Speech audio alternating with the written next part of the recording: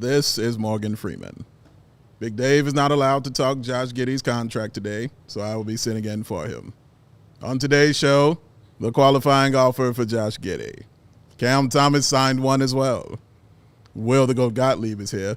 Catherine, tell them to raise their face and smack it.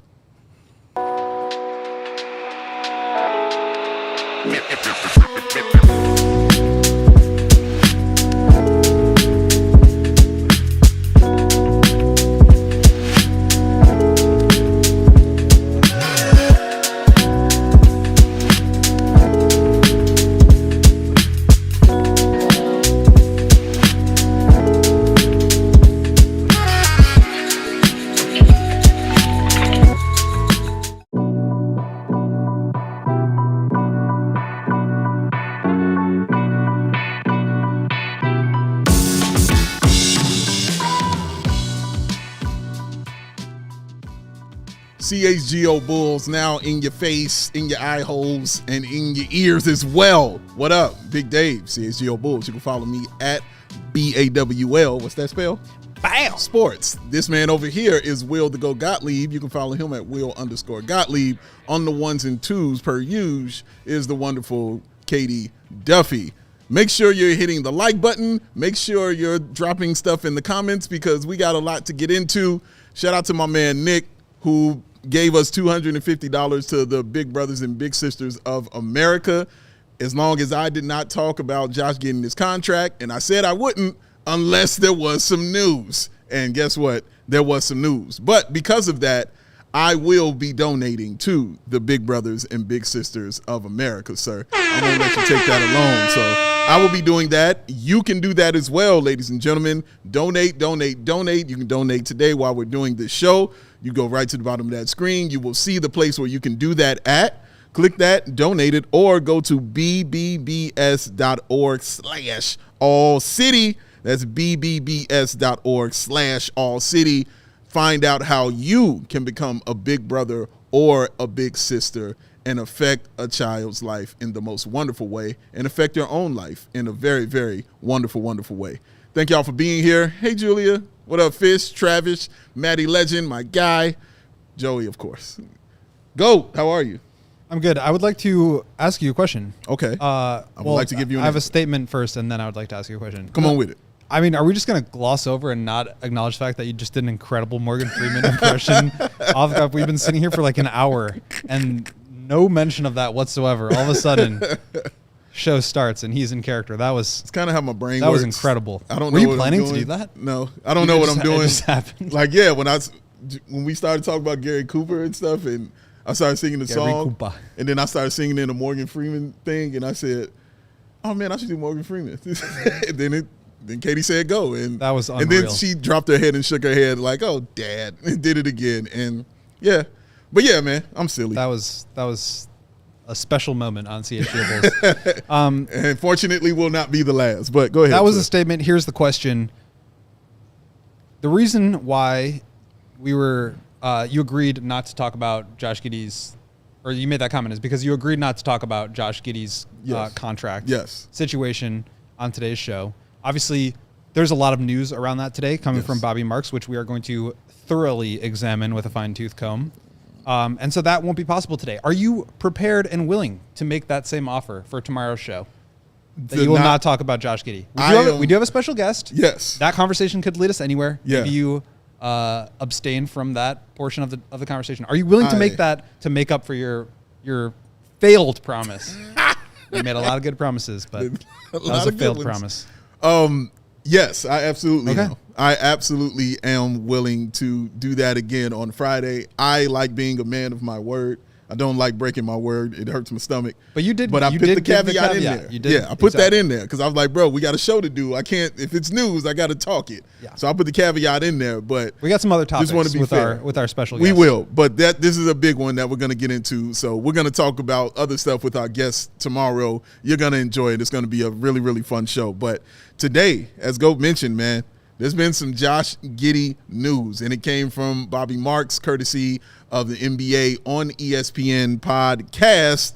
He had an update that we didn't know about Josh Giddey's contract. Let's take a look at it. He was offered This is a quote from Bobby. He was offered 4 years, $80 million when free agency started. That number has gone up to 4 years, $88 million. That number is in the bottom of starting point guards. Goat, when you hear this, obviously that raises it to, I believe, 22 and a half, if I'm not mistaken. 22, yeah. 22 and a half, yes. When you hear that, your thoughts on it, the Bulls coming off of their stance of that $20 million and taking a step closer to Josh Giddey and what he wants, I should say. Yeah, I mean, like, for me, I think in a vacuum, like the $25 million is like probably the very highest I would go. I think that's unnecessary that they go that high because there's just not an offer out there. We can sit here and debate the additional $1 million or $2 million or $500,000 or $10 million per year for every single day this summer, which is basically what we've done.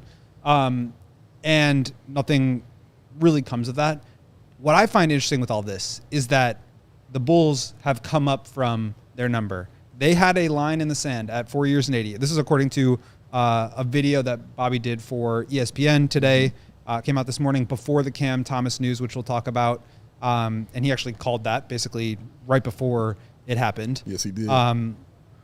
And he said, like, the Bulls offered him $80 million over 4 years, but they have come up from that. And I find that to be the interesting piece here, which is that they have taken a step towards a common ground, a middle ground. Yeah. And I don't think that they necessarily needed to do that, just given the marketplace. Mm-hmm. Like we talked about, and Joey was talking about this before our show today. It's like, there's no reason to do that. Like, show me the offer. Show him another team that is going to give him that offer, let alone a better one, and they'll match it. And that team is not out there. That offer is not out there. And so what is the incentive for the Bulls to come up off of that? And that's what maybe we can get into here. Mm-hmm. But to me, this is a fascinating detail of news, which is that the Bulls did come up. They are right now negotiating. Yeah. That is a negotiation tactic, is raising their offer. So I find that fascinating. I don't know if this is enough for Giddey to take. I imagine that if it was, he would have accepted it by now. But is this now the new line in the sand? Did they just kill all their leverage because now they're showing, okay, fine, as we get closer to the deadline, we're going to come up with our offer because we actually do want to get something done here. Mm-hmm. I don't know how it plays out over the next several weeks. Again, we have until October 1st until the qualifying offer is rescinded. But to me, this is a fascinating development. Very much so. And definitely a debate in the comments as well. Don Z. Miller, if I'm pronouncing your name wrong, I apologize, says from 20 to 22 a year, disrespectful indeed. And then Dreads saying, bruh, if his greedy self don't go ahead and take it, like he will get another chance at a big contract. I thought this was just a tip of the cap kind of move for the Bulls. You know, just you know what? Here you go. Here's a little something for you, man. It's all good. We like you. We honestly really, really like what you're doing and who you are. They don't have to make a move off of where they are at all. The Bulls can stand pat at what they're offering him. But I thought this move was okay, man, look, we don't want to get lost, you know what I'm saying, in this crazy thing we're doing right here. Here's a little something extra. Why don't you go ahead and sign that? Let's get you in the training camp. Let's do some things. I think that 22 and a half was Matt's kind of starting and end point for Josh Giddey per year. I agree with it for the number of years, but my max has always kind of been 25 for Josh Giddey. It used to be higher than that. It definitely has come down, with all the options that Josh Giddey does not really have right now. But I feel it was a nice move for the Bulls to actually do something like this. Like, seriously, they could have really stood pat and just said, no, we're not going to do this at all. But for them to even move off of that shows that, yeah, we do want to get him signed. We do want him in here. But we are not going to just throw ridiculous amounts of money at you when we don't really have to. And I get that Josh Giddey is also kind of paying for the sins of previous players and previous contracts and things like that. Yeah. But I still think this is a fair way for the Bulls to go about it, knowing that there won't be a lot of wiggle room for Josh Giddey to do, knowing that he does want to be a part of this team and knowing that he is the offense pretty much for this team. So it's okay for the Bulls to move forward a little bit. I'm curious to see if they are willing to take another step, even if it's just another $1 million or something like that. But I haven't heard anything. If you all have heard something, I don't know, but I haven't heard anything about Giddey coming down off of his offer and, trying to move a little bit closer to a neutral number that they can agree on. But it does help that I hear that the Bulls actually did this as an organization for me. Yeah, and I see a lot of the same sort of comments in our comments right now of like, just take the qualifying offer at that point. Like, that's a disrespectful offer. He's worth $30 million. And again, I just think like it doesn't really matter what you think he's worth or what he thinks he's worth. Like, this is not a situation where it's determined by that. It's determined by what a team is willing to pay him. Correct. And this is by far the best offer that's out there because it's the only offer out there. And so for me, I think this is, a show of good faith that the Bulls want to get something done, that they want to keep him, and that they want him around, which I think, is common knowledge. Like, I think we all kind of feel that way. Absolutely. But for me, this is a complete like loss of leverage. Like they didn't need to come off of their offer. They could have gotten him at a cheaper number. And again, I don't think $25 million a year is like that big of a deal. Sure. I certainly don't think like the difference between 20 and 22 is that big of a deal. But in this new CBA, every dollar counts. And even though the Bulls are never going to go into the luxury tax and have to deal with the luxury tax aprons that are really restrictive, other teams are. And so if they want to do business with those other teams, they have to have contracts that those other teams will want to take. And so every dollar more than you need to spend is a dollar that you didn't have to spend. And so for me, yeah, you're coming up with your offer. You're trying to make, a show of good faith. You're also giving him an opportunity to hold out longer for even more money because now he knows you're willing to come up. And so I do think this is a loss of leverage. At the end of the day, if he takes 22 or 23 or 24, again, I just don't think it's that big of a deal. But for me, the difference here is that the Bulls are coming off of their hard line in the sand, which is we are offering you $20 million, take it or leave it. And I wonder if, now it turns into a situation where they continue to come up or if it's still not good enough for Giddey because it is still significantly less than what he was hoping to make. And so I wonder if the qualifying offer is now on the table. And that was certainly a part of more of this morning's news.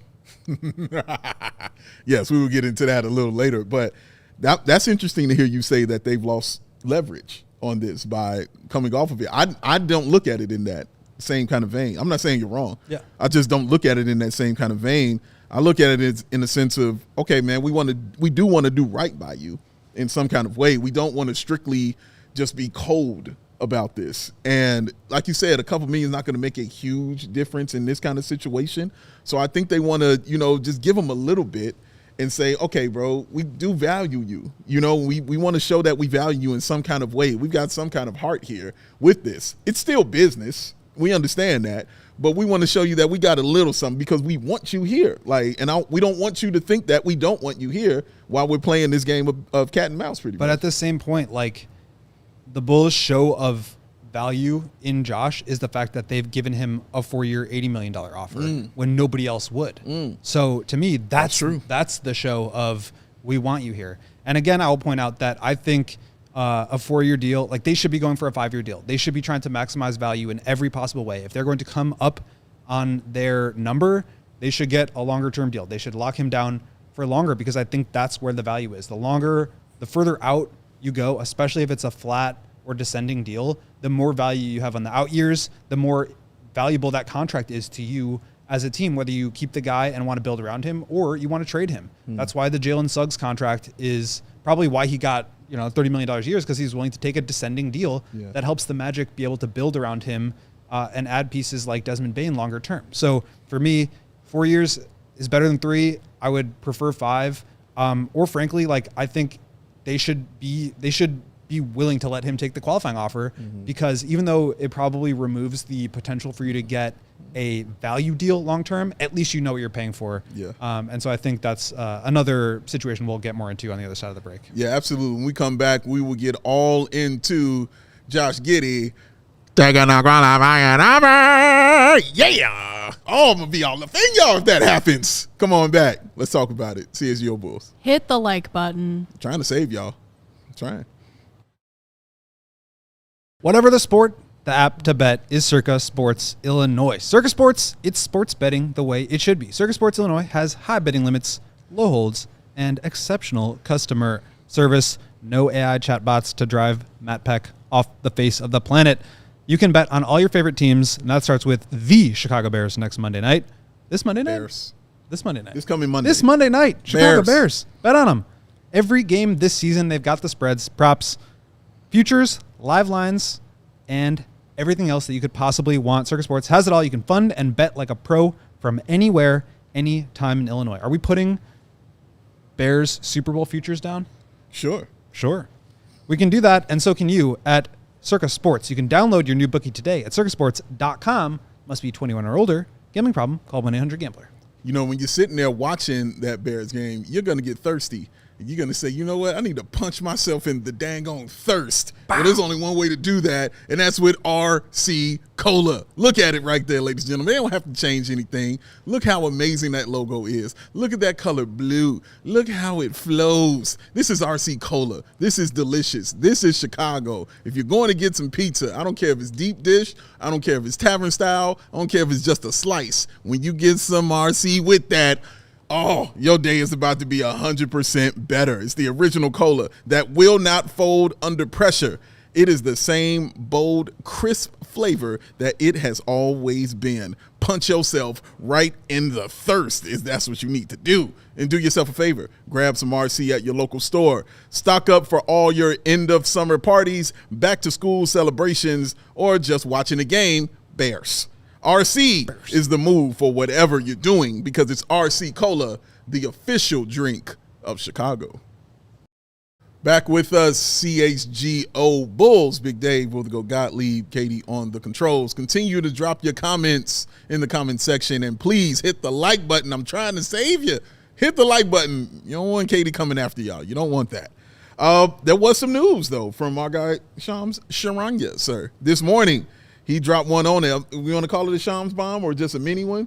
I'll call it a mini one. It's a bomb. It's a bomb. It's a bomb insofar as it affects the restricted free agent market as a whole. Correct. And there it is right there. Thank you, Katie. Restricted free agent Cam Thomas is signing a 1-year, $6 million qualifying offer to return to the Brooklyn Nets. Sides were unable to reach a new deal, so the qualifying offer gives Thomas a full no-trade clause and 2026 unrestricted free agency with 10-plus cap space teams. First and foremost, is this a good deal? Do you think it's a good deal? Yeah, so I can't remember exactly what the reports were about the offer that the Nets were giving Cam Thomas. I certainly don't think it was anywhere close to what the Bulls were offering Giddey. Correct. I think it was like 2 years, $20 million or something like that. And so, like the difference between the offer and the qualifying offer weren't enough for him to really go for it in a way that I think like Kuminga and Giddey probably should. And Kuminga's offer is only 2 years too, so that's even worse than what the Bulls are offering Giddey. So I don't think that this is that surprising. But it is interesting because we just have not seen a lot of restricted free agents take the qualifying offer and be willing to test free agency the following year. I do want to get into what the no trade clause piece of that means and the cap space with 10 plus teams that Shams was mentioning. But in a vacuum, I think this makes sense for both sides. I think it gives Cam Thomas a chance to ball out again this year on a Nets team that is not really going anywhere intentionally. He'll have all the shots in the world. Obviously, he'll have to compete with Michael Porter Jr. for that this year, but he's going to get shots up. The thing with him, though, is that I think the league kind of knows who he is as a player, and actually more playmaking and defense would probably raise his value more than scoring 30 a night, which is what he's capable of doing as a scorer. So while there are more opportunities for him to sign with new teams next year, I don't know that this is really going to improve his value that much. In a vacuum, but we talk a lot about the market dynamics and the cap environment. There just might be more teams out there that are willing to pay him at all, and if it just takes one team, so it does open up some doors for him next summer. But it is a loss of guaranteed money that he could have gotten. So the no trade clause piece was important to him. And basically why that is important is when you sign on a qualifying offer, you're signing a 1-year deal. And this is true for any player that signs a 1-year contract with an option. You get what's called an implied no trade clause. And basically the reason that you get that is because if you were to be traded, the team that acquires you would not have your bird rights.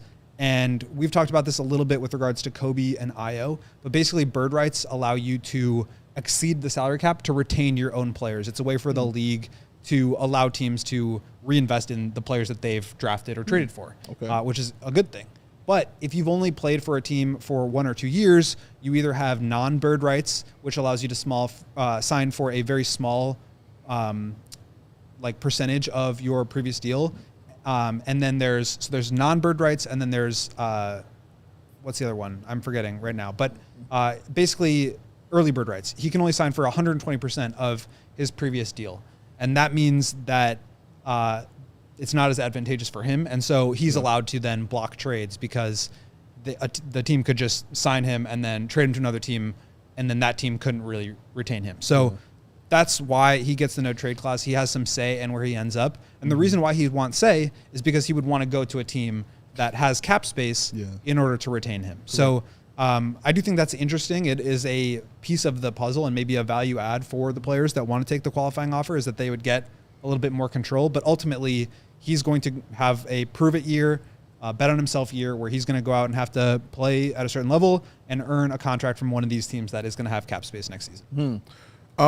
What precedents do you think this sets for the other restricted free agents out there? Because there's a chance, a small chance for sure, but there's a chance all of them can kind of fall in line with this. We've been talking about what it's going to look like when that first domino falls. And usually, and this is just going back, over the history of the league, when that one contract is signed and when that one happens, everything else kind of falls, and follows suit or follows order, however you want to say it. So I'm just curious, though, with this one, knowing that we've heard Kuminga talk about qualifying offer, because like you mentioned, it's that 2-year deal they're offering. He doesn't want it because it's a team option definitely on that second year. And he talked about taking that qualifying offer. We've heard, me for sure talk about Josh Giddey taking the qualifying offer. What do you think are the chances, man, that, the rest of those restricted free agents kind of fall in line with this deal? Well, I think that's a good point, just because 2 years ago or whatever it was, Emmanuel quickly signed his contract for $32.5 million a year. And everybody was like, okay, that's the starting point guard money. Right. If you're a starting point guard and you're not an elite player, you are going to make $32 million. Right. And then last summer, it was a little bit of a discount on that, a little bit of a haircut, where guys were signing for $30 million a year. And it was Jalen Johnson, Jalen Suggs, Jalen Green got a little bit more. It's a lot of Jalen's. But he signed a shorter-term deal. Alperen Şengün's signed for a little bit more, but he was an all-star. But that was the range where guys signed. And so I think it's a really good point that this could be this year's precedent, which is the player doesn't like the offer they're getting, they're willing to bet on themselves. Yeah. And I think that is a historically bad bet to make. Most of the players who sign the qualifying offer don't end up getting the money, because it's not just, is this guy going to take is he going to be willing to take a discount of $10 million? For example, Giddey's qualifying offer is $11 million, and the Bulls are offering him $22 million. Is he going to be taking an $11 million pay cut to get to unrestricted free agency?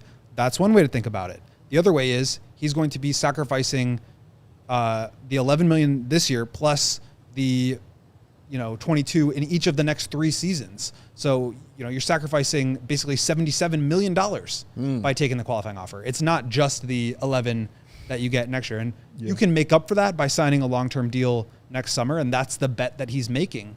But that's a tough bet to make. And we'll talk about some of the teams that are going to be players in free agency next year. Cam Thomas will be an unrestricted free agent, so he can sign with anyone, the Nets included. They can actually pay him more than anybody else can, because they can give him that 5th year. And that would be the same for Giddey too, is the Bulls could give him a 5th year next year if he were to take the qualifying offer. But that's the bet that they make. And historically, that has not worked out for guys. Yeah. Now, it could be different this time around, but historically, that has been the trend, that when guys bet on themselves and they don't sign an extension off of their rookie deal and they become an unrestricted free agent by taking the qualifying offer, historically speaking, they have not done well. And so that is a risk, but it would also be a change of precedent, which is possible. It's just different. Yeah, different. Sometimes it's good, sometimes it's not. Bobby Marks even mentioned it in the report that, in the podcast that he was doing for the NBA on ESPN, where he said, I think we might go 4 for 4 on qualifying offers. That might change in the next week. Players have until October 1st to sign the qualifying offer. So for him to even mention that, like, it's completely unprecedented. Like, to see 4 restricted free agents signing the qualifying offer, it would be absolutely wild and absolutely crazy. But it's definitely a possibility, with players definitely standing pat and with these teams absolutely standing pat. I think when the Kuminga domino, if the Giddey one doesn't fall soon, I think if the Kuminga domino falls soon, I think that's the one that everybody is kind of going to follow, because he has, been vocal, from his camp, I should say, about taking that qualifying offer. And the Warriors have been vocal in their action by saying, we're not trading you. You're going to sign this 2-year deal or not. So that's the one right there. Like, who's going to kind of blink first? Because we've heard the deals, with Sacramento that was offered with Malik Monk, even with Nikola Vucevic being somebody that was talked about being traded, where we could get Jonathan Kuminga. You remember that time, Bulls fans? I do. But yeah, man, like, it was a thing for a while. So if Kuminga goes ahead and says, okay, I'm going to take this qualifying offer, this is what it's going to be, I think that will let the dominoes start to really fall. The last 2 dominoes, I think, will definitely kind of fall in place. I'm not saying it will mean 4 for 4. It would be crazy to see that. Shout out Wendy's. But I think it will definitely mean contracts are going to get signed, because if guys are doing it this quickly right now and you're this close to training camp, no, man, like, it's going to be a middle ground somewhere, for teams and players, I think. Yeah, and it's just so interesting because we are at the first point where these new rules are in effect and teams are really afraid of spending big money. Yeah. And the players are still looking at it like the old CBA, where they were getting paid, a max contract if they were a really good player. Yeah. And teams just can't do that anymore. And so we are still in this moment in time where that has not been resolved from a business standpoint. And that's why there's this friction here. Now, I'll say this. Cam Thomas is now going to be an unrestricted free agent next year. If Jonathan Kuminga, I believe the offer that he was given was 2 years, $45 million, so 22 and a half a year. And I believe that the Warriors wanted him to waive that implied no trade clause so that they could try to move him at the deadline. He didn't want to do that, and that's why it's seeming like he is still leaning towards taking the qualifying offer, or at least signaling that, so that the Warriors improve their offer.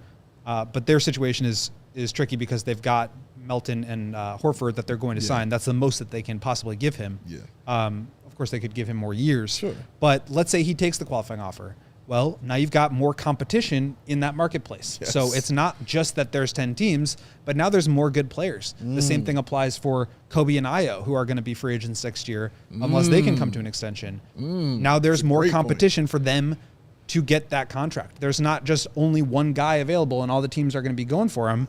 There's 3 or 4 guys, and they're all unrestricted.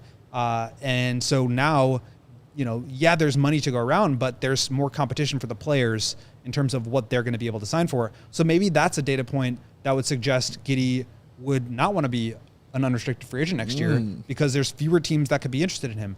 If there's 4 or 5 teams that have like legitimate cap space, would Giddey be the number 1 target? Maybe they would go for Kuminga. Can they get both? And would that, reduce the amount of teams that might be interested in some of these other free agents, giving more leverage back to the team?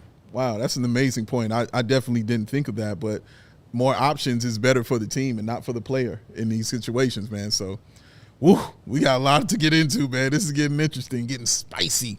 When we come back, we will talk about the likelihood of Josh Giddey taking the qualifying offer, and best case scenario and worst case scenario. We'll deal with that next. Hit the like button, please. I implore you. Do it. Implore. It's big man summer out there, y'all. You know what that means? It's hot and it's cold. That means you got options. But in your house, you have no option. You need to have your AC and your furnace together. And guess what? 4 seasons, heating, air conditioning, plumbing, and electric. has been serving Chicagoland for over 50 years, and they will have you covered. Right now is the time to get your air conditioning checked out, and Four Seasons experts are ready to help with AC installation, maintenance, and repair. Save up to $4,000 on new comfort systems with Four Seasons new AC units from $39 a month, or AC furnace combos for $57 a month. Your trusted local experts are Four Seasons Heating, Air Conditioning, Plumbing, and Electric. Visit fourseasonsheatingcooling.com for all their special offers and money-saving coupons. That's fourseasonsheatingcooling.com. Because for all the right reasons, go! Pass it. Call 866-4Seasons. Kate, what time is it? Game time hoot. Game time hoot. Game time app is the place you need to go if you want to buy tickets for the Bears this season. Game Time is super simple and intuitive for your buying experience, and we're talking about getting great seats in just minutes. The app gives the advantage back to fans. It is the hack for unlocking amazing tickets and experiences in just a few taps. It's incredibly easy to use, guys. All you do is download the app, and the Game Time guarantee means you can trust you will get 100% authentic tickets at the very best price. Plus, all fees are always included, so the price you see is the price you pay. They have the zone deals where you can choose the section and you let Game Time do the selecting for even better deals. And of course, the seat views, panoramic view from your seat in app before you buy. So take the guesswork out of buying tickets with Game Time. Download the Game Time app, create an account, and use code CHGO for $20 off your first purchase. Terms apply. Create an account, use code CHGO, and get $20 off your first purchase. Tap, ticket, go. Download the Game Time app today. Because Big Dave, what time is it? Game time hoop! CHGO Bulls back on your airwaves and in your face. Thank y'all for hanging out and rolling along with us. Will the Go Gottlieb, Katie on production. I am Big Dave. We are talking about Josh Giddey and my favorite thing, the qualifying. So Katie came up with this question here.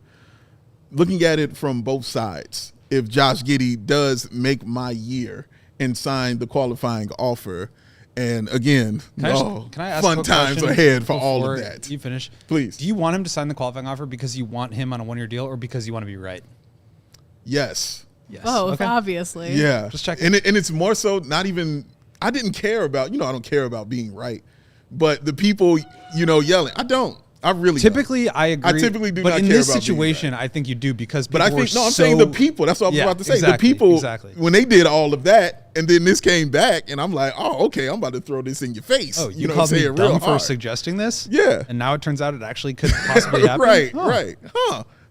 Attack, swarm is what I'm gonna be on. But yeah, man, like I do want him to sign the best deal possible for himself, and I really felt like signing that qualifying offer is a great option for a 22-year-old who's coming off a second half of the season, who played incredibly. And if he continues to do that, I'm just thinking of the money he could really make in that next year, because the Bulls are not going to let him walk out the door, in my opinion. They're going to give him all the money that he wants and the keys and whatever he needs, man. They'll do whatever to keep him. So let's deal with this from the two sides, though.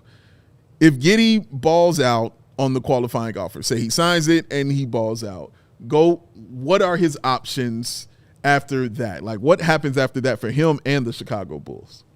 Yeah, and the reason we're bringing this up, obviously, is because, as we talked about before our last break, Bobby Marks said, it could be 4 for 4, which means, that's a legit possibility that he could take the qualifying offer. So, if the question is, what happens if he goes on the qualifying offer and he balls out, I think that's, a good situation for both sides. It means that Giddey played really well this year, answered a lot of the questions that we have about him, meaning he played well for a consistent amount of time for the entire year. He shot the ball a little bit better. Maybe he defended better.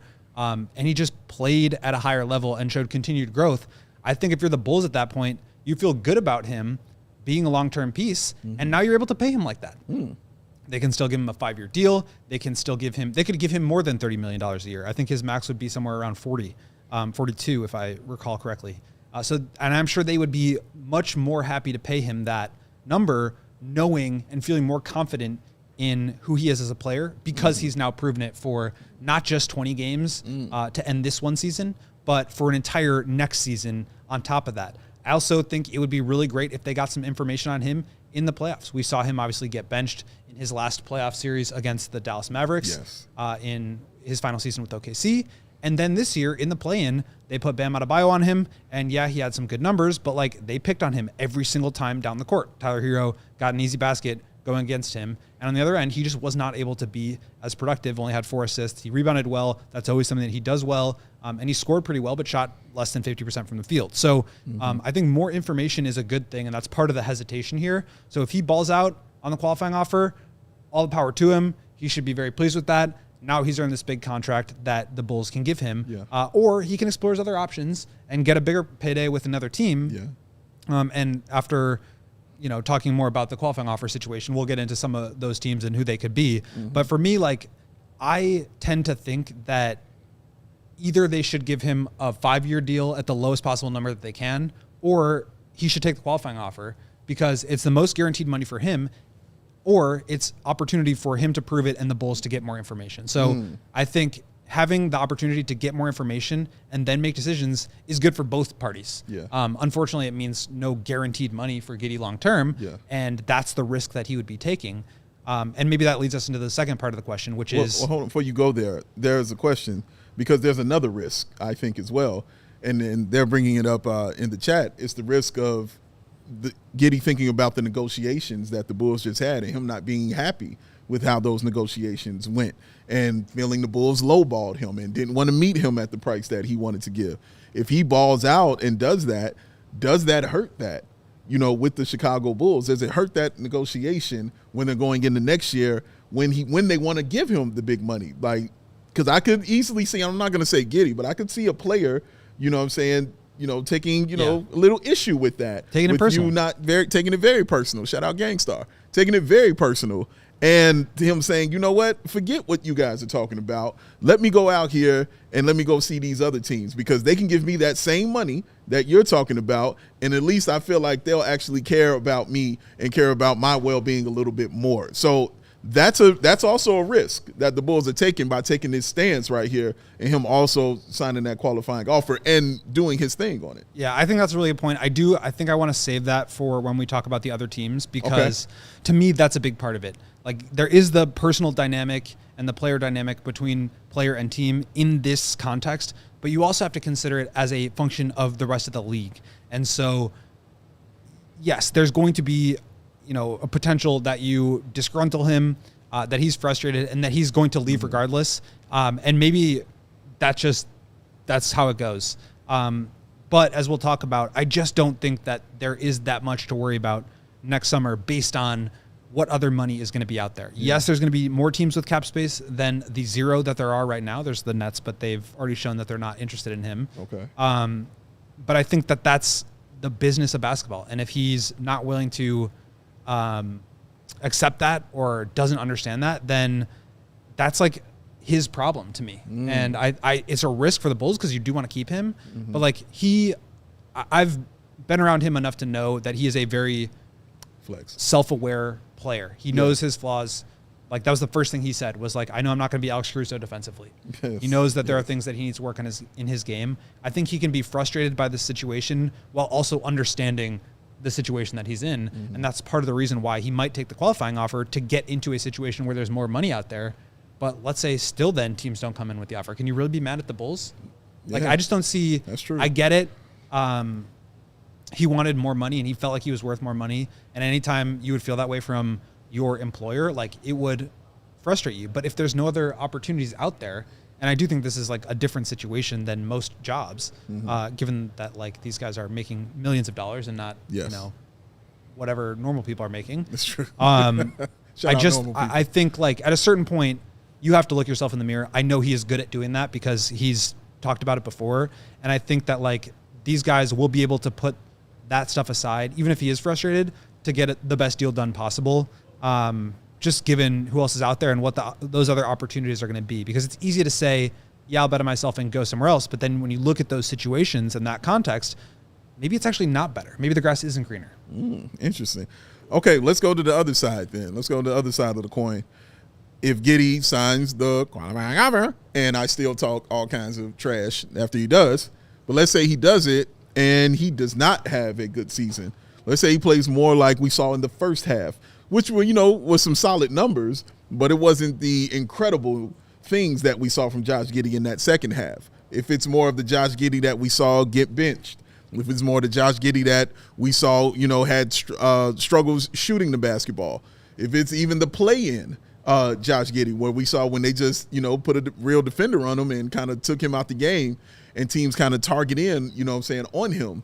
And he just has any kind of issues. So however you want to look at it, if he just has any kind of issues or even if that it's deter his game from elevating this season, what would his options be going into that next season? And again, what are the options for the Chicago Bulls? And I think, as we've talked about, Dave, and the point that you've made me come around on is even if he plays the same as this year, I think that's valuable information that it's not going to be consistent. That's an important data point too. So right. I think because the Bulls have only had him for one season, the ups and downs feel like, well, the most recent thing that we've seen from him is who he is. Yeah. To me, that's recency bias. And it's not in line with the larger sample. And so I do think that there's a risk of him taking the qualifying offer and playing the same season or worse. I mean, he hit a half-court buzzer beater to win a game. Even if that simply doesn't happen, are we talking about him differently? I think we probably are. He was out of his mind for those last 20 games, averaging 29 and 10, and shot 47% on threes. Yeah. Even if he just shoots career average, even if he shoots his career best number, 37% from threes, that's 10% less on threes. That really reduces his efficiency as a scorer, and that changes the way teams guard him, and that changes the way that teams guard the Bulls and allows them to load up on him in a different way and take away the paint. And if he's not able to break guys down, that has a huge domino effect on all the different ways that he can affect the game. So I think there are real ways that he can be good. I think there's also ways where he's not as good, and that's the dilemma that we're in right now. So I think it's absolutely possible that he has the same or a similar or slightly worse season next year, just because we saw an unprecedented high from him, that even if he plays his best basketball, it won't be as good as that hot streak. Wow. And so if he takes qualifying offer and doesn't play as well, I think now you're looking at a much smaller offer, and that's the risk. It's not guaranteed that he's going to get that $30 million next year because those other teams are going to see what he does this season too. And so the bet on yourself, the part of it where you actually have to go out and perform, you have to not get injured, you have to answer the questions. It's not just that he has to play well. It's that he has to answer the real questions that are out there about him. Yeah. And I think that's a hard thing to do in one season. He still hasn't really been able to do it through his 4 seasons in the NBA. And I'm not confident that those will get completely resolved in one more.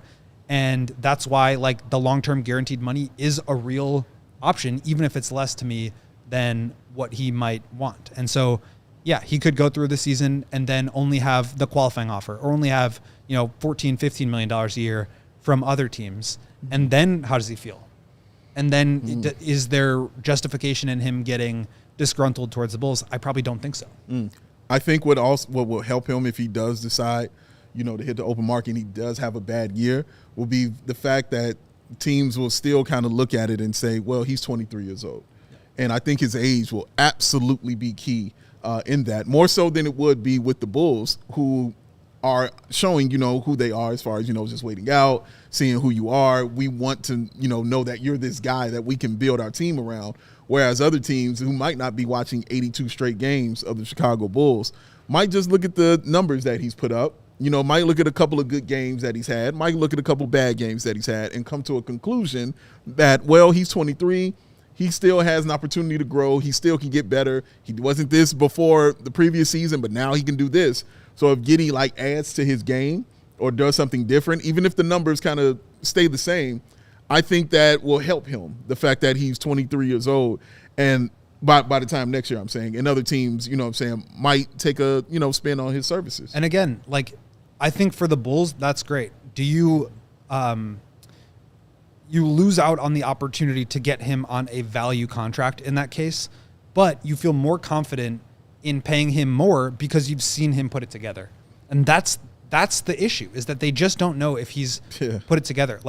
As well as he played, and I've never taken that away from him, he was incredible in that final stretch. He was. We just don't know if that's consistent. And he can say that's who he is. He said that after the season. I hope that's who he is. And people can hope that's who he is. Yeah. And you can even believe it based on some of the real improvements that he made. True. His free throw drawing, his aggression, getting all the way to the basket, like the comfort level in the system. All those things were real positive indicators. The fact that he shot 47%, like maybe he did really improve. The fact that he was shooting more threes, maybe that is a sign that he is going to be somebody that you do have to pay attention to out there if you're a defense. All that stuff was good and positive, but it's 20 game sample compared to 3 years plus 50 games of him not doing that. And so if he balls out or doesn't, the Bulls have that added information. They still have the ammunition to be able to give him the best offer. And in that way, I feel like I do kind of feel like it should either be the qualifying offer or the longest possible deal at the smallest possible number. One last quote from Bobby Marks about this. We'll see what happens with Giddey if that number rises over the next few weeks here. I wouldn't be surprised if it doesn't increase, if he signs the qualifying offer, which would be remarkable. I love that he feels that way about it. So, yeah, we're going to keep our eye on this, guys, and we're going to continue reporting about it.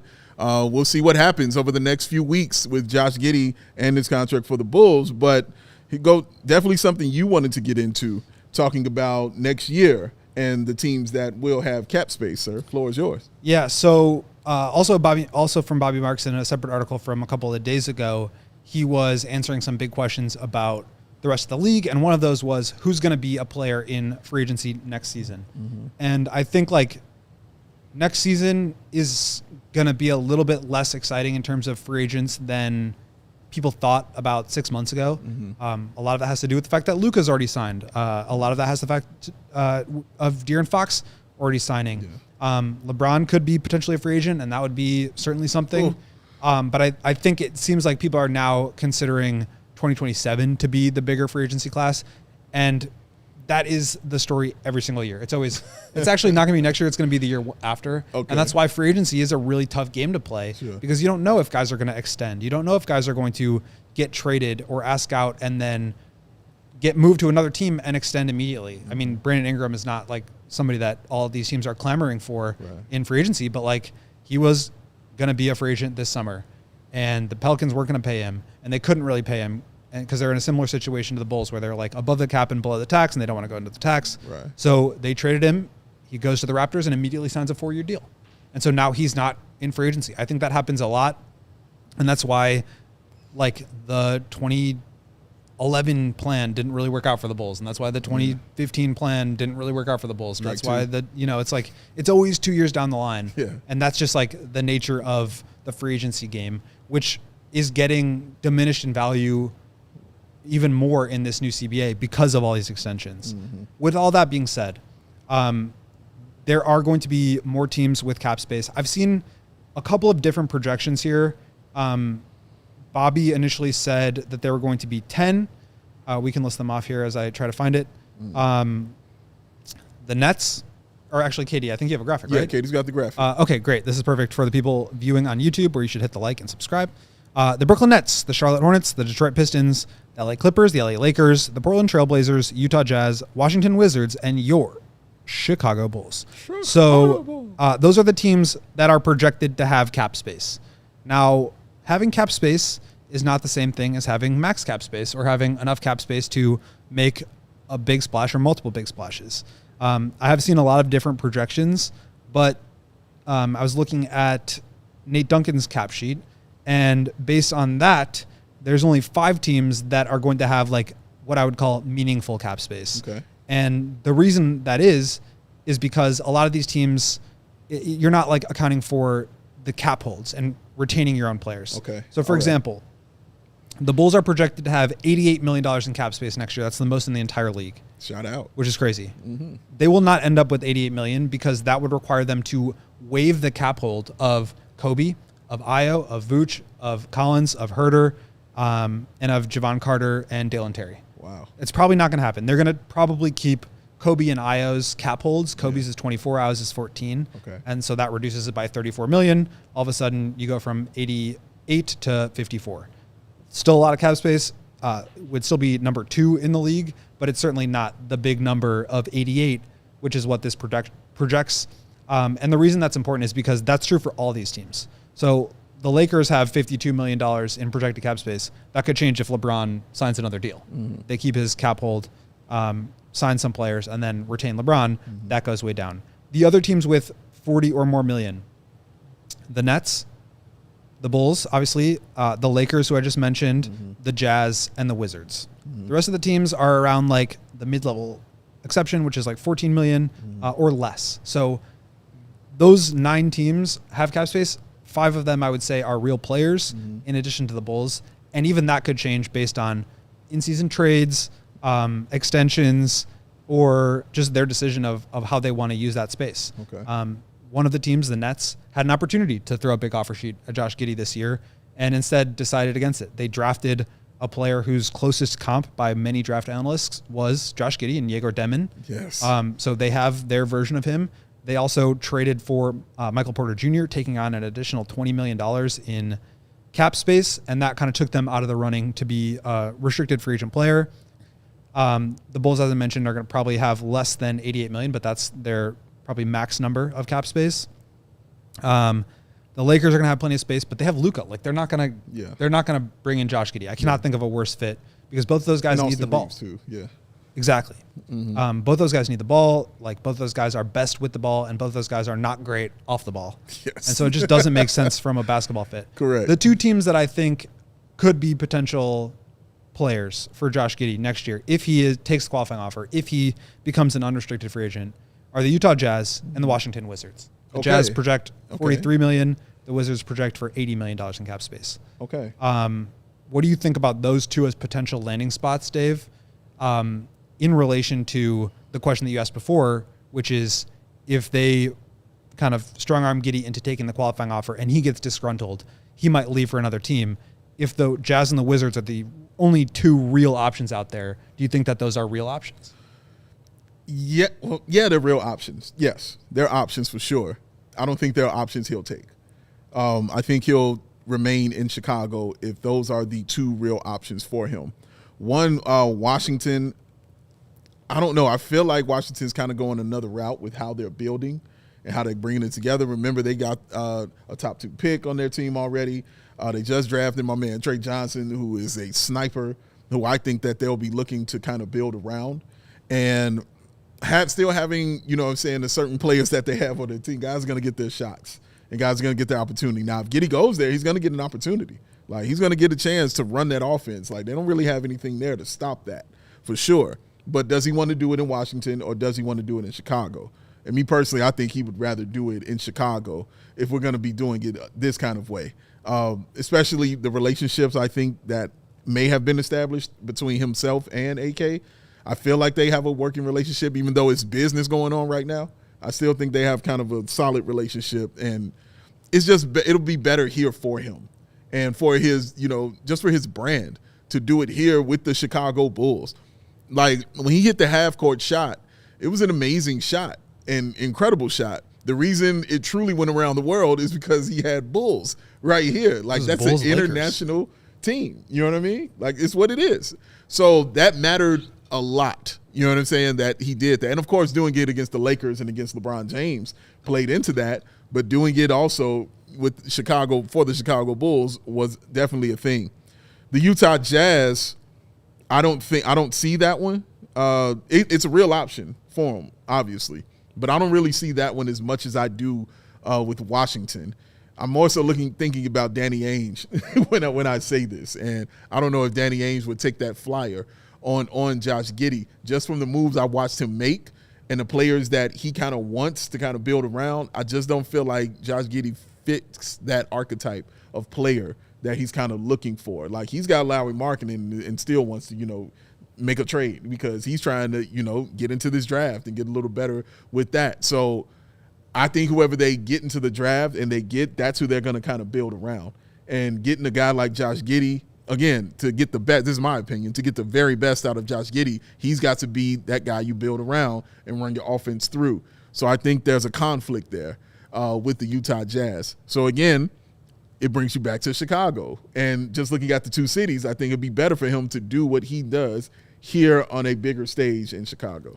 I also think, and I totally agree with that, I think like the situation and the context is a real factor here. And maybe the relationship is so damaged that ruins the situation in context here. Like I don't think that's a realistic probability whatsoever. But, people are saying in the comments, like, it's possible. Maybe that does happen. Its possibility is true, yes.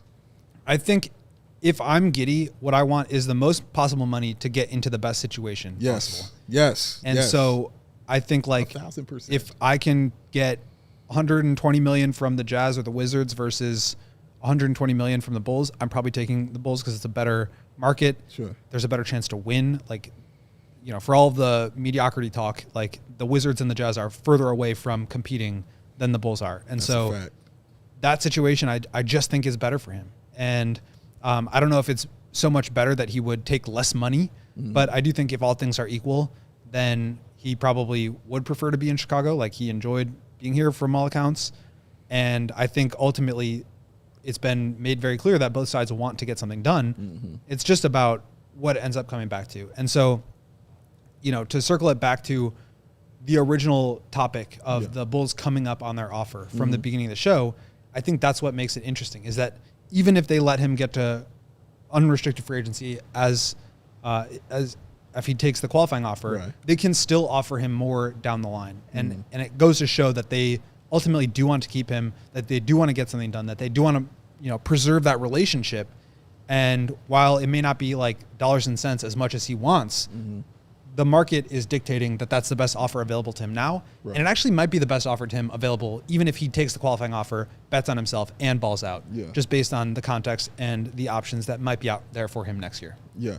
Let me ask this question, because we just talked about all those teams, and we talked about the two teams who you feel like are the most realistic chances for him. But everybody still, has a chance, to get him. But let me ask you, how real are the chances of the Bulls actually losing Josh Giddey to one of these teams if he does sign that qualifying offer? Yeah, I mean, I don't, if it's just the Nets and the Jazz and the Wizards, like, I just don't see those as real threatening teams. And maybe that changes. Maybe there's like a sign and trade deal out there. But I think, like, if you're willing to let him walk or facilitate a sign and trade, then things aren't going the way that you want them to. And so then you are a little bit more okay with the idea of letting him walk. And if you don't feel that way, then you better hope that he, either signs the best deal available, and maybe that's why it's worth, raising your offer a little bit this season. But to me, like, the money it's just so much money that he'd be turning down. And that's even another reason to give him that fifth year, is if it's $22 million a year or $20 million a year over 5 years, that's $100 million that he's turning down for 11. Like, that's just so much money. and he like, it's not a big percentage of the cap. It's not relative to some of these other players in the league as much as they're making, but that is such a huge amount of money that I think it's just hard to turn down at a certain point. So that's why I'd be willing to go to 5 years, because I think it adds to the lump sum that you'd be turning down and thinking about. And it's also an additional year that other teams can't give him. And I think that matters too. So there are ways for the Bulls to increase their offer. A player option is certainly one of those things. I think they've kind of learned their lesson on that one. After the Patrick Williams thing, they got team options on Lonzo's two-year deal and on Trey Jones. So maybe it's just a flat 5-year deal, but I just think, like, there's a bunch of, like, different bells and whistles. You could give him incentives. You could give him options. You could do all these things. At the end of the day, if they're giving him the most money, like, that not only that he can get, but, like, more than they even need to give him, to me, like, that's the show of good faith. Like, that's the gesture. $100 million is, like, a very generous offer. It is. Even if he thinks he's worth 150. Very true. Shout out to our guy, Nick P., who I was talking about at the beginning of the show, who's back in here. I tried to use the power of charity to prevent a full Giddey contract episode again today. I blame the Bulls for raising their offer for no reason whatsoever. Shout out to you, We Nick appreciate P, you man. being here, Nick. And Dave, I don't know if you were around for the whole episode, but Dave made a promise that, barring any other news, we will not be talking to Giddey tomorrow. Yes. With our very special guest. With our very special guest. You won't hear me saying it, sir. I will give people a break on it. But again, unless there's news and there's things to do that. Just like our guy, Nick P., you can donate to the Big Brothers and Big Sisters of America. Ladies and gentlemen, please go ahead and donate, guys. We are doing that for the entire week, that donation. So please go ahead and give. bbbs.org/allcity is where you can go to donate or become a big brother or a big sister. Check us out tomorrow. Hit the like button on your way out. That is Will the Go Gottlieb. Follow him at Will_Gottlieb. On the ones and twos, that is the awesome Katie Duffy. I am Big Dave. Thank y'all for hanging with us. We'll catch you tomorrow. Peace. We all silly like the mayor.